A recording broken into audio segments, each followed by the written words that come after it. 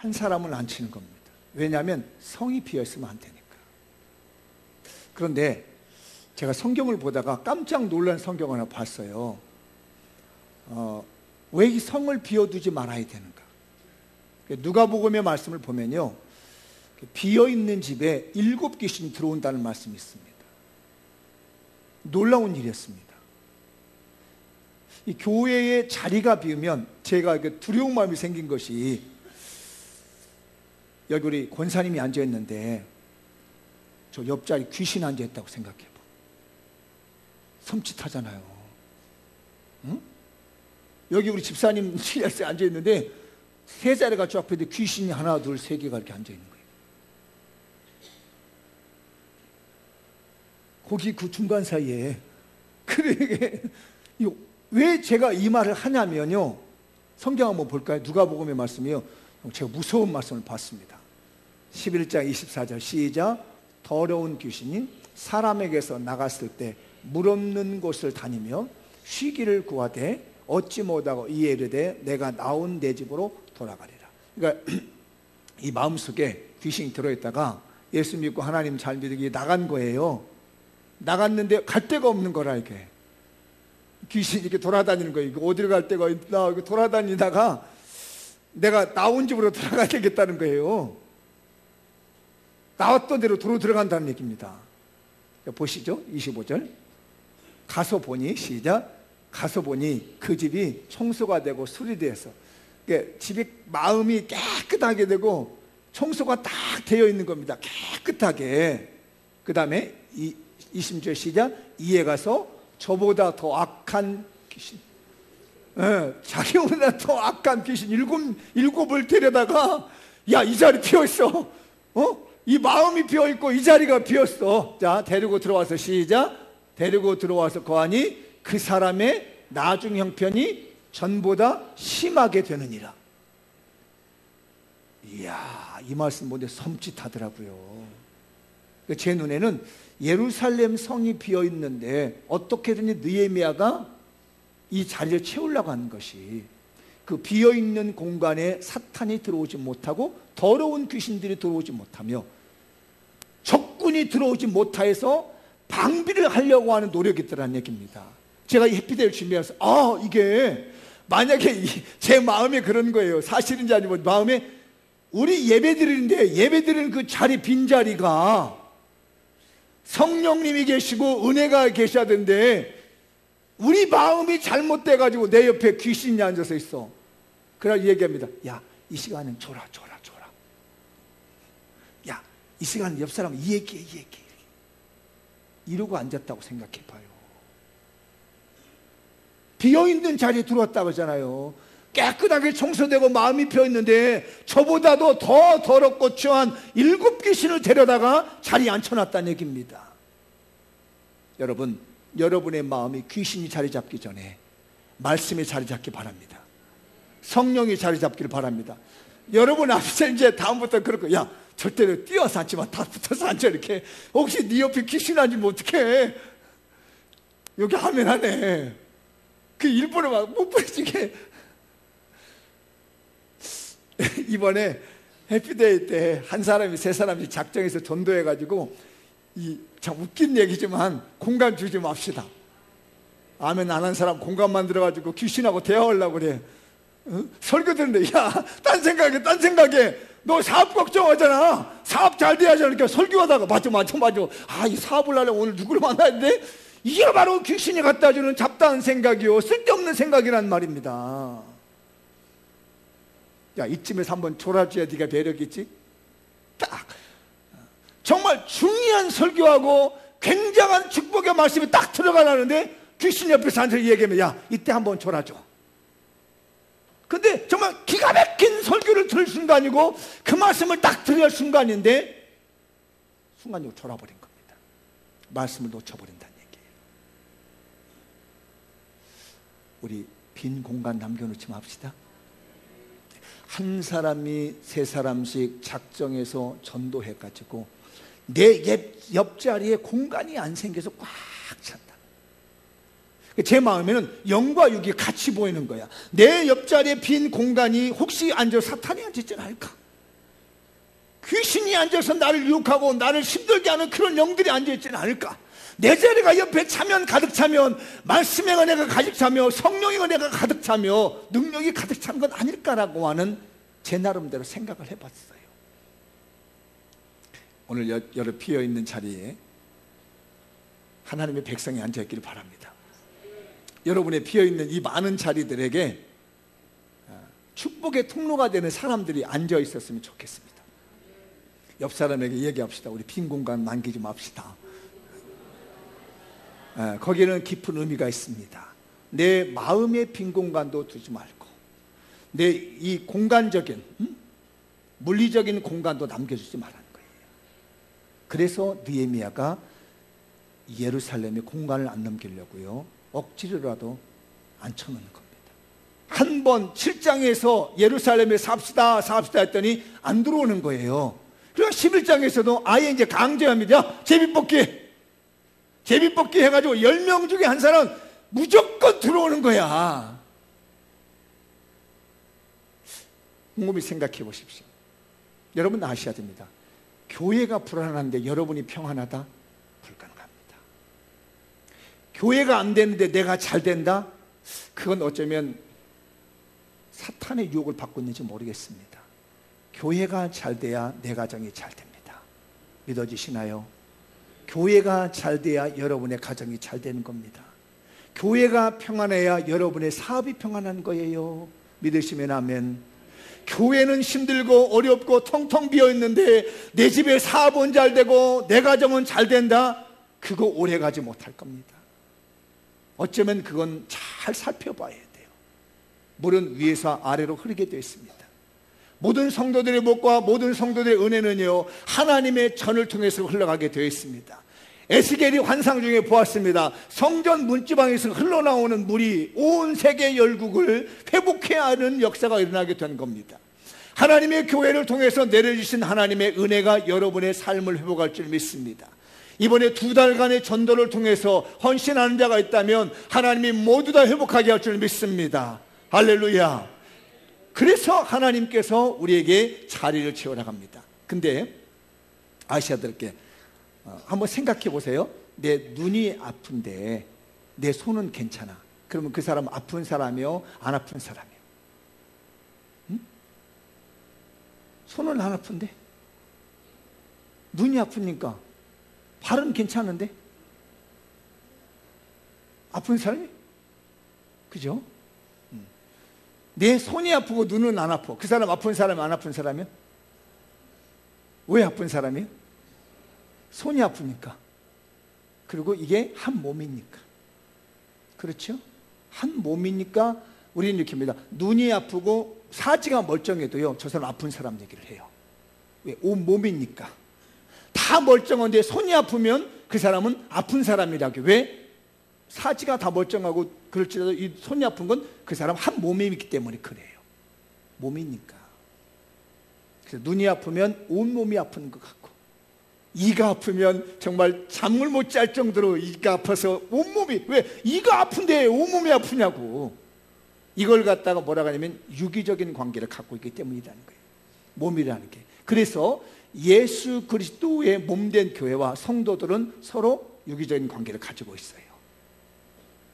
뗄 수 없다는 얘기입니다. 예수님하고 성도고 뗄 수 없어요. 교회하고 성도들하고 뗄 수 없어요. 성도와 성도 간에 뗄 수가 없습니다. 그래서 바울 사도가 고린도전서에서 그 말씀을 합니다. 12장에 12절 읽어볼게요. 시작. 몸은 하나인데 많은 지체가 있고 몸의 지체가 많으나 한 몸인과 같이 그리스도도 그러하다. 몸이 하나인데 여러 지체가 있는 것과 그리스도가 있는 것 우리 똑같다는 얘기예요. 계속해서요. 손이 눈더러 내가 너를 쓸데없다 하거나 또한 머리가 발더러 내가 너를 쓸데없다 하지 못하리라. 다음, 만일 한 지체가 고통을 받으면 모든 지체가 함께 고통을 받고 한 지체가 영광을 얻으면 모든 지체가 함께 즐거워하느니라. 교회가 비었는데 우리 집이 찬다? 어쩌면 몸이 아닌지도 모릅니다. 그러니까 교회가 일어나는데 내 집이 안 된다? 어쩌면 한 곳에 안 붙었는지 모릅니다. 내 몸이면 내 몸이 만약에 눈이 아프면 모든 것이 아픈 게 느껴지는 거고, 눈이 좋으면 모든 것이 좋아 느껴지는 것처럼, 교회가 은혜로워지고 교회가 풍부해지면 자연적으로 성도들의 삶은 편안해지는 거예요. 자연적으로 하나님의 복이 그들의 가정에 임하게 되는 겁니다. 그런데 교회가 불안하고 교회가 불편하면요, 자연적으로 우리 집이 불편해지게 되고 우리 가정이 불편하게 되는 거예요. 왜? 교회와 성도들, 예수님은 하나로 묶여 있기 때문에. 아까 무슨 관계? 유기적인 관계를 가지고 있기 때문입니다. 이번에 교회가 이렇게 가득가득 차면서 여러분의 집안도 찰 수 있길 바랍니다.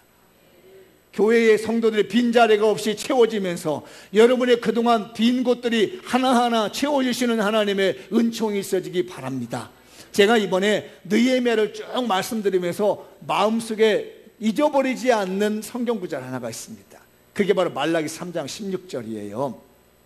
저 본문에도 보면 11장에 보면 예루살렘에 살고 있는 명단이 나오잖아요. 성 밖에 있는 24절부터 성 밖에 25절부터 성 밖에 있는 사람들의 명단이 나오는 겁니다. 유독 느헤미야서에서는요, 이름들이 많이 나와요.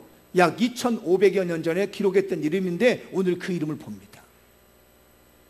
그게 오늘 말라기 3장 16절을 보여준 거예요. 읽어보도록 합시다. 시작. 그때에 여호와를 경외하는 자들이 피차에 말하며 여호와께서 그것을 분명히 들으시고 여호와를 경외하는 자와 그 이름을 존중히 여기는 자를 위하여 여호와 앞에 있는 기념책에 기록해놨다. 매번 말씀드리잖아요.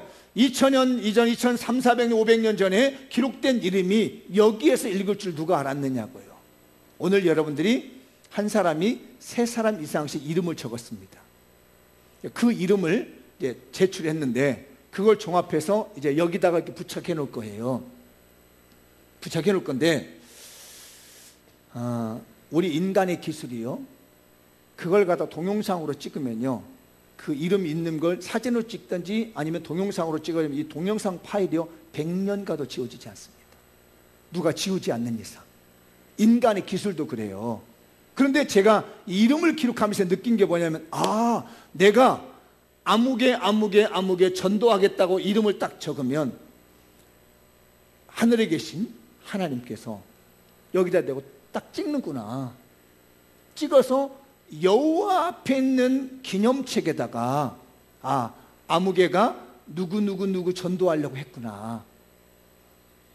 아무개가 누구를 전도하려고 이름을 적어놨구나라고 하는 것을 여호와 앞에 기념책에다가 기록해 놓는다는 얘기예요.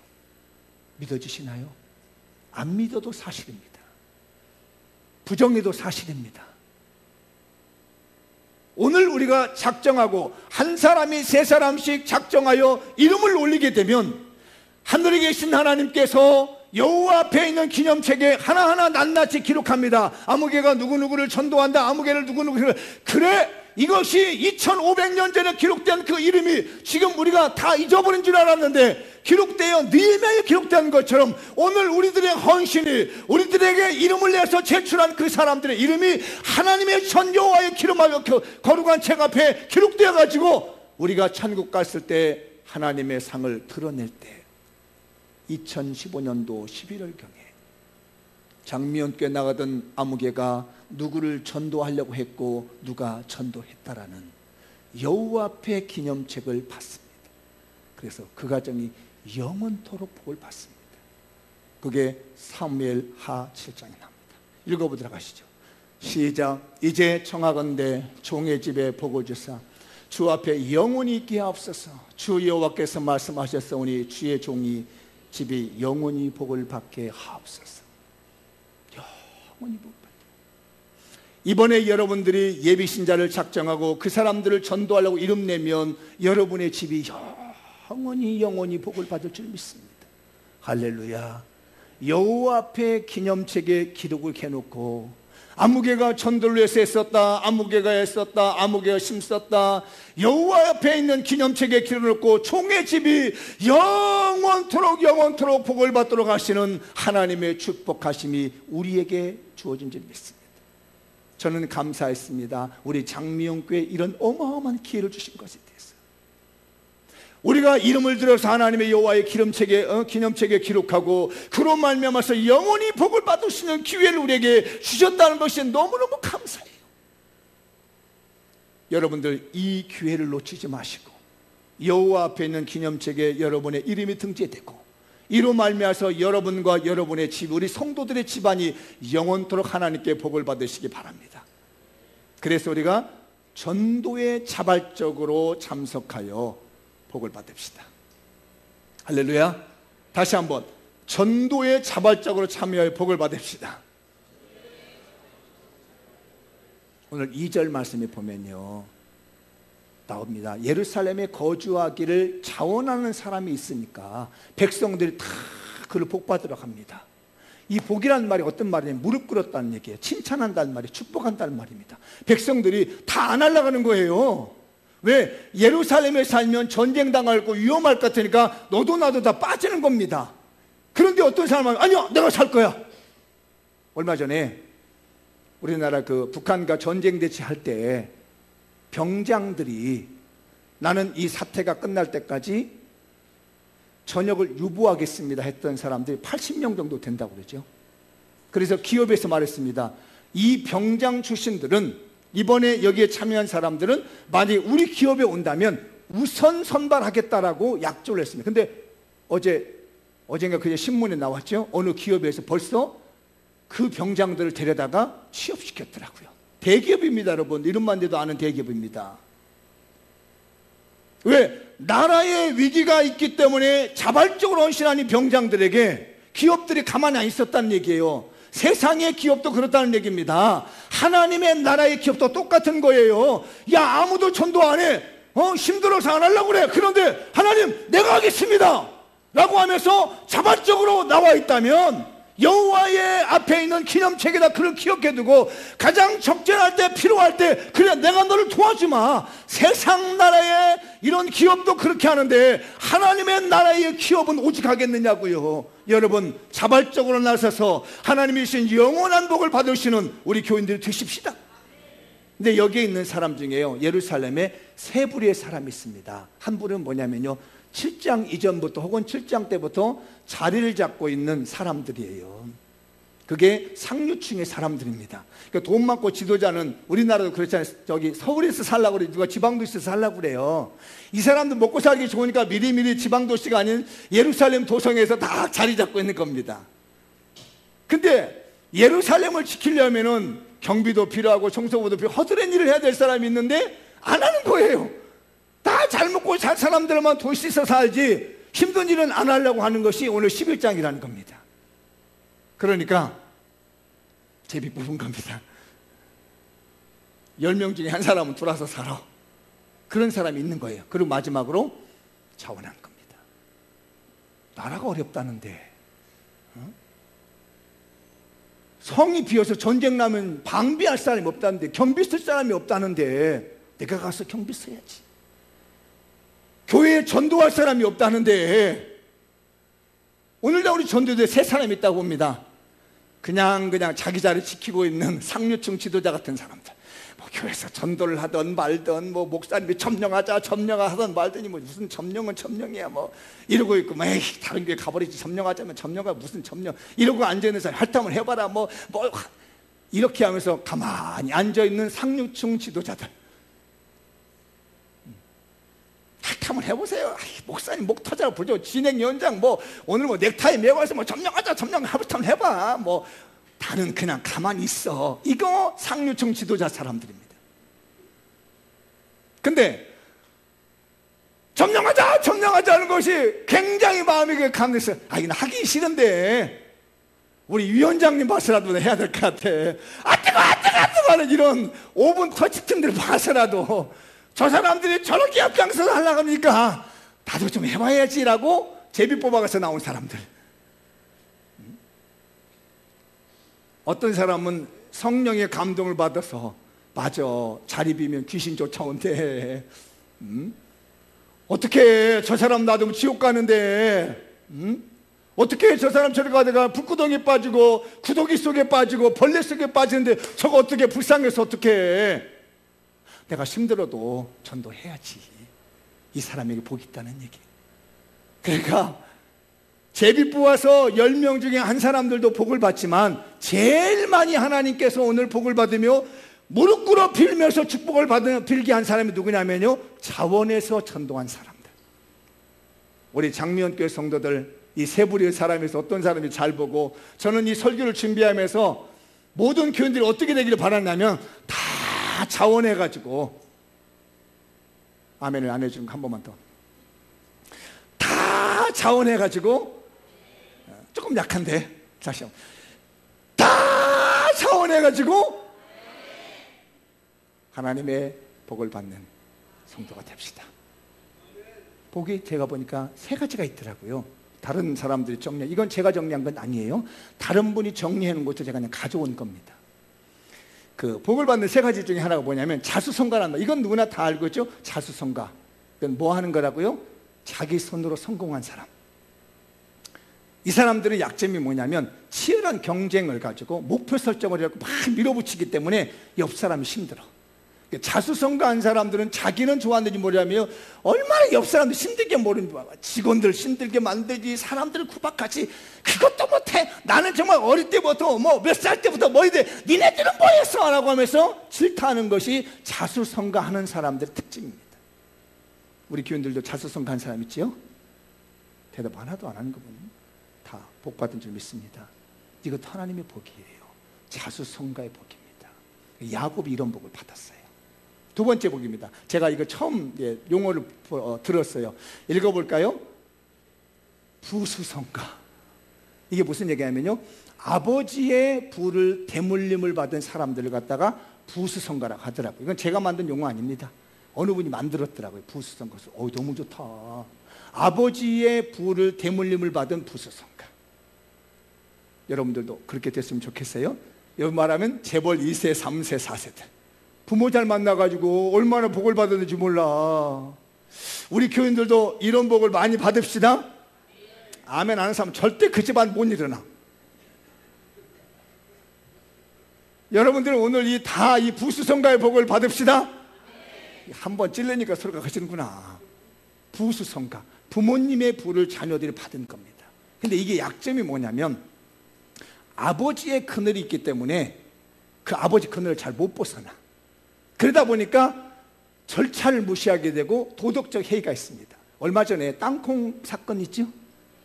재벌 2세의 부수성가의 크게 폐해입니다. 어떤 사람은 사람이 야구공자장 확 휘둘렀잖아요. 그리고 몇백만 원. 이런 것들은 왜 생기느냐면 부수성가에서 나타나고 폐해인 거예요. 그래도 부수성가 받아야 돼요. 부모님들이 잘해가지고 자녀들을 복받게 해야 됩니다. 안 한 사람은 절대 그 집안은 그 복 못 받아. 이러면 기분 나쁘겠지? 여러분, 부모님이 잘해서 자녀들에게 부를 남겨줍시다. 이게 부수성가예요. 마지막 하나가 신수성가라는 겁니다. 이 신수성가라는 말을 어느 분이, 어느 목사님 만들었어요. 그래서 제가 이걸 이렇게 해석해 봤습니다. 하나님의 언약전 비전을 위해서 하나님께서 성공시켜주는 사람. 내가 성공하는 것이 아니라, 아버지에 의해서가 아니라, 내가 노력해서 되는 것이 아니라 하나님이 나를 성공시켜줘 버려. 놀랍잖아요? 근데 이게 하나님의 언약적 비전이라는 얘기입니다. 그래서 꿈과 비전은 틀려요. 뭐냐면 꿈은요, 자기 하나 잘 되는 것이 꿈입니다. 비전은요, 나도 잘 되고 너도 잘 되게 해주는 겁니다. 그래서요, 이런 말이 있잖아요. 큰 나무 밑에 작은 나무는 죽지만 큰 사람 밑에 작은 사람은 산다는 거예요. 이게 바로 비전입니다. 하나님의 언약적인 비전을 위해서 하나님이 누군가를 지정해가지고 막 성공시켜주는 겁니다. 너 잘한다, 너 잘한다, 너 잘한다. 그게 요셉이랍니다. 이런 사람들은 나만 잘 되는 것이 아니라 나 때문에 다른 사람도 잘 돼요. 요셉이 그렇게 고생해가지고 고생해가지고 감옥까지 누명 썼지 해가지고 올라간 곳이냐면 총리예요. 자기가 총리가 되려고 해서 된 게 아니에요. 하나님이 요셉의 집안을 살려주려고 막 성공시켜주는 겁니다. 막 올려주는 거예요. 너 총리해라.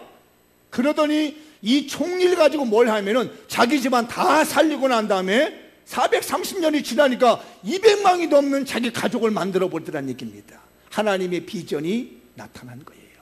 저는 이번에 우리 교인들이 이 전도에 헌신해가지고 한 사람이 3사람씩 작정하고 전도해가지고 하나님이 너 보니까 괜찮다, 너 세워주니까 전도 잘하는구나, 너 내가 구원해줬더니 영혼구원 잘하는구나, 천국 백성 만드는구나, 그래 너 한번 나한테 실컷 축복 한번 받아봐라. 이런 사람들이 됐으면 좋겠습니다. 너 복 받아, 너 잘돼, 너 잘돼, 너 잘돼. 내가 너한테 내가 희망을 걸어보겠다. 네가 전도하는데 너 희망을 걸어보겠다. 네가 영혼 구원을 잘하는데 내가 너한테 희망을 걸어볼게. 좋아, 너 돈이 필요해? 막 부어줄게. 너 권력이 필요해? 막 부어줄게. 너 사람이 필요해? 다 부어줄게 하면서 하나님이 시켜주는, 내가 노력해서라기보다는 노력도 중요하고 아버지를 통해서 내려온 것도 중요한데 하나님이 나를 쓰시려고, 하나님의 비전을 이루려고 자꾸 뒤에서 시켜주는 겁니다. 너 이거 해봐, 너 이거 해봐. 그럴 수 있는 하나님의 복을 받으십시오. 이번 해피데이의 제 기도가 그겁니다. 하나님, 우리 교인들 잘 보시고 누가 전도하려고 그러고 누가 영혼 살리려고 하면 하나님 보십시오. 저도 한번 지켜볼 테니까 막 시켜주세요. 시켜. 돈 필요해? 돈 줄게. 사람 필요해? 사람 줄게. 너 사업이 잘 돼야 돼? 나 밀어줄게. 이런 하나님이 시켜주시는 이런 축복이 이번 전도를 통해서 나타났으면 좋겠어요. 마무리 적을게요. 빨간 글씨 시작. 해피데이 전도를 위한 헌신. 한 사람이 3사람 이상 작정하여 빈자를 채웁시다. 전도사에게 자원하여 신수성가의 복을 받읍시다. 하나님이 여러분에게 막 빌어주시는 축복, 이번 전도를 통해서 2달 만에 나타나시는 역사가 일어나길 바랍니다. 기도하겠습니다. 다 같이